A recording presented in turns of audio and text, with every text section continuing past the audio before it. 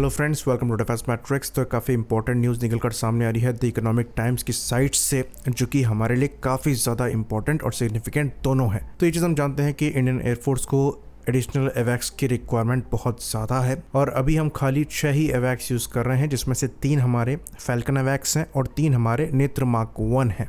बाकी 6 एडिशनल नेत्र mark 1A एवैक्स जो हैं ये हमारे द्वारा लिए जाने हैं, जिसमें गैलियम नाइट्राइड बेस्ड AES से रडार होगा और करंट नेत्र के कंपैरिजन में रेंज वहाँ पर ऑलमोस्ट दुगनी मिलेगी, जिसको लेकर हम काम आगे कर ही रहे हैं।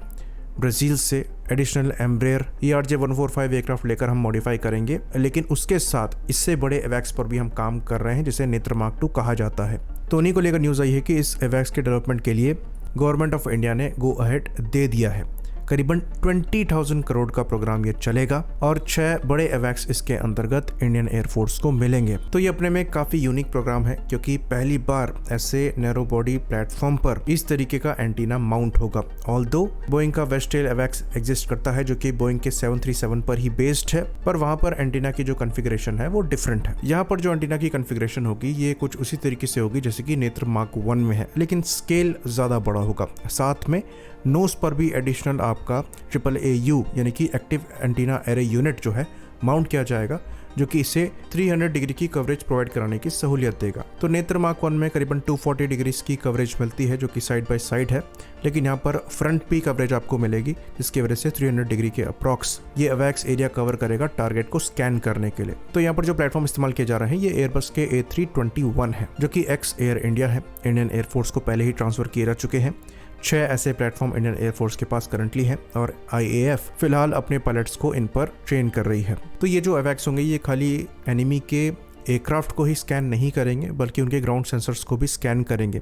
तो इनमें प्रॉपर सिगेंट, कॉमेंट और एलेंट की कैपेबिलिटी दी जाएगी। तो अब आगे चलकर इन प्लेटफॉर्म में स्ट्रक्चरल मॉडिफिकेशन होंगे और इसके लिए आपको ओरिजिनल इक्विपमेंट मैन्युफैक्चरर को ऑनबोर्ड करना पड़ेगा, जो कि इस केस में एयरबस है। तो एयरबस यहाँ पर हेल्प करेगा इन प्लेटफॉर्म को मॉडिफाई करने में, ताकि इन पर जो एंटीना है उसके साथ साथ डिफरेंट सेंसर्स को माउंट किया जा सके। तो ये बात हम आपको बता दें कि DRDO द्वारा पहले से ही इन सेंसर्स पर काम कर लिया गया है, तो इसलिए यहाँ पर डेवलपमेंट में बहुत ज़्यादा समय नहीं लगेगा। तो प्रोजेक्ट की जो टाइमलाइन है ये 3 साल की है, यानी कि 2029 तक ये एयरक्राफ्ट बनकर तैयार हो जाना चाहिए। तो जैसा कि हमने बताया, रडार भी कम्प्लीटली इंडिजिनस होगा और जो मिशन सिस्टम्स हैं ये भी कम्प्लीटली इंडिजिनस होंगे। और ये एयरबस के लिए भी टास्क है, क्योंकि पहली बार वो अपने ऐसे प्लेटफॉर्म को इस तरीके के एवैक्स में मॉडिफाई कर रहे होंगे। तो यहाँ पर एयरबस A321 को इस्तेमाल करने का फ़ायदा ये है कि अच्छा खासा रेंज मिल जाएगा, एंड्योरेंस मिल जाएगा और एयरबस की रिलायबिलिटी तो है ही। तो ये एक्चुअली काफ़ी अच्छा आइडिया था। हमारे पास काफ़ी सिविलियन प्लेटफॉर्म्स हैं जिनको हम इस्तेमाल कर सकते हैं। इवन एयर टू एयर रिफ्यूलर्स के लिए भी ये चीज़ करी जा सकती है। फिर उसके बाद कम्युनिकेशन जैमर प्लेटफॉर्म हम बनाने वाले हैं, उसके लिए भी ये चीज़ करी जाएगी। तो ये कॉस्ट इफेक्टिव मैनर है ऐसे प्लेटफॉर्म्स को यूटिलाइज करने की, क्योंकि ये प्लेटफॉर्म काफ़ी एक्सपेंसिव हो जाते हैं। इन पर जो सेंसर ही लग रहे हैं वही काफ़ी ज़्यादा एक्सपेंसिव होते हैं। उसके बाद अगर आप नया प्लेटफॉर्म लेंगे तो प्राइस आपको अगेन काफ़ी ज़्यादा पे करना पड़ेगा। तो जब आपके पास प्लेटफॉर्म पहले से है तो उन्हें यूज़ करना ज़्यादा सुटेबल है। एयरबस को यहाँ पर लेकर एक्सटेंसिव मॉडिफिकेशन करने पड़ेंगे, क्योंकि ये सिविल मार्केट के लिए बना एयरक्राफ्ट है। इसको मिलिट्री स्टैंडर्ड पर लाने के लिए कई डिफेंसिव स्वीट्स का इंटीग्रेशन करना पड़ेगा, जिसके अंतर्गत missile approach warning sensors, chaff flare dispensing systems के साथ साथ पूरा डिफेंसिव स्वीट एयरबस को बनाना पड़ेगा। तो एयरबस यहाँ पर कम्प्लीटली स्क्रैच से स्टार्ट नहीं करेगा। एयरबस के जो A330 प्लेटफॉर्म है ये मिलिट्री द्वारा इस्तेमाल किए जाते हैं और सिविलियन मार्केट के लिए भी हैं।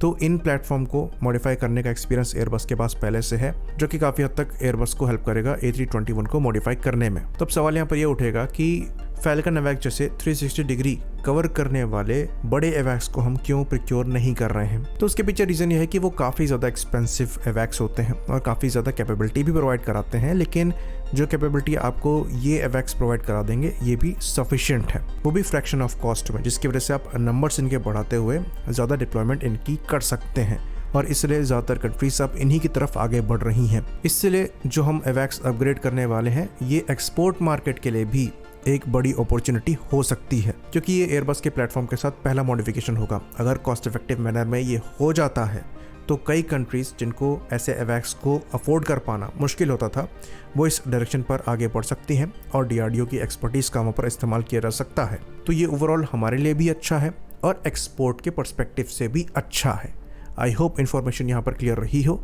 इसी बात पर इस वीडियो को हम ख़त्म करेंगे। लाइक करिए, सब्सक्राइब करिए। जय हिंद।